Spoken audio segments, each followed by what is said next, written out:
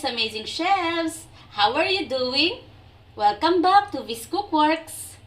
Amazing Chefs, I will be presenting to you, or I will be baking simple red velvet cake for our celebration on our 1000k subscribers. Yay!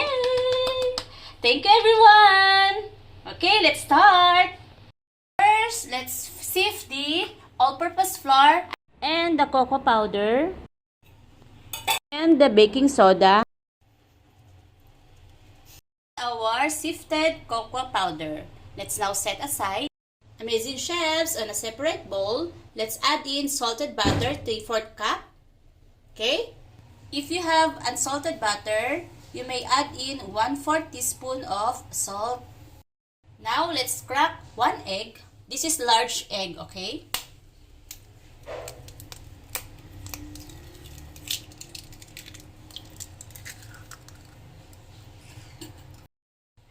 Let's now add 3/4 cup of white sugar.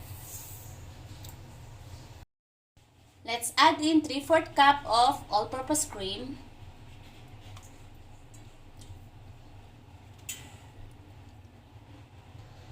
Let's now add in 1 tablespoon of white vinegar. By the way, if you have sour cream, you may do so, okay? Instead of vinegar. Okay, let's add in 2 tablespoons of red food color.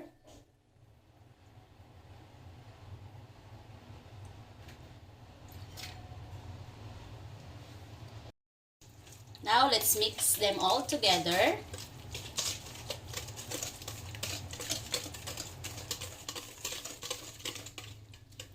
With our mixture of all-purpose and cocoa powder.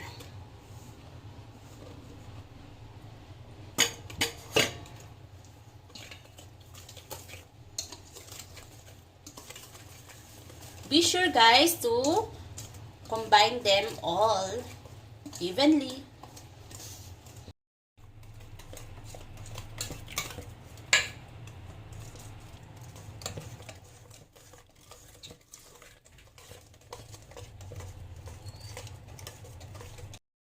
Let us now transfer our mixture into our baking pan, lined with parchment paper and also with the butter.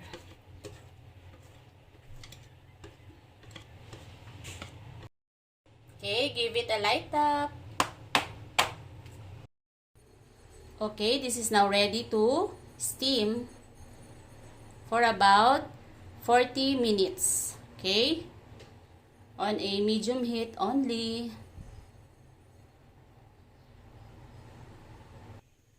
Be sure, Amazing Chefs, you cover this with aluminum foil.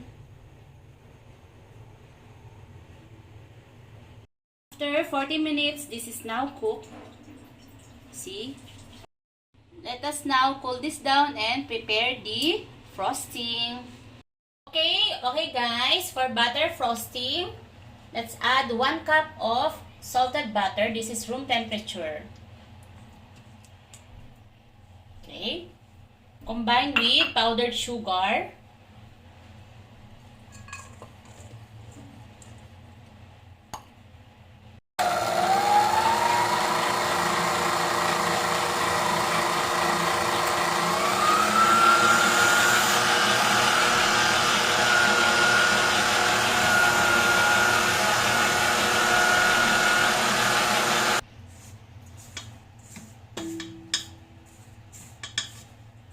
Okay, scrape the side for them to combine together.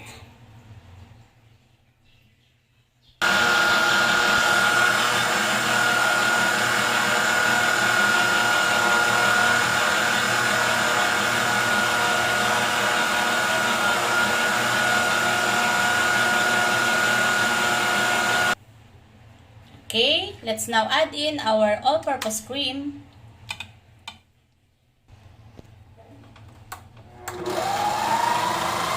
Continue to mix together.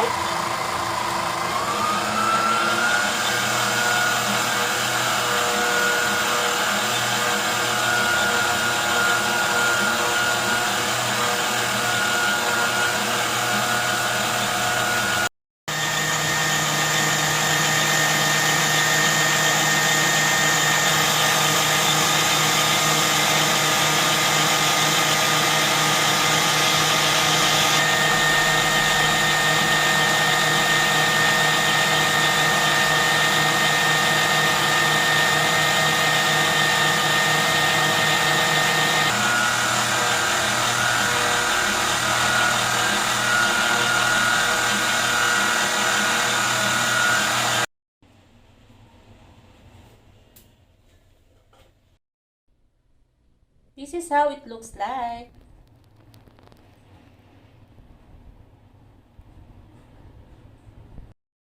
Here, I just transfer the icing in our piping bag with the glass.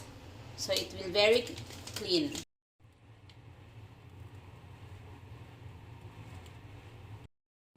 Amazing chefs! Here's my simple red velvet cake. Happy 1,000 subscribers, guys! Until next time! Thank you for always supporting my channel, Cookworks. Bye-bye!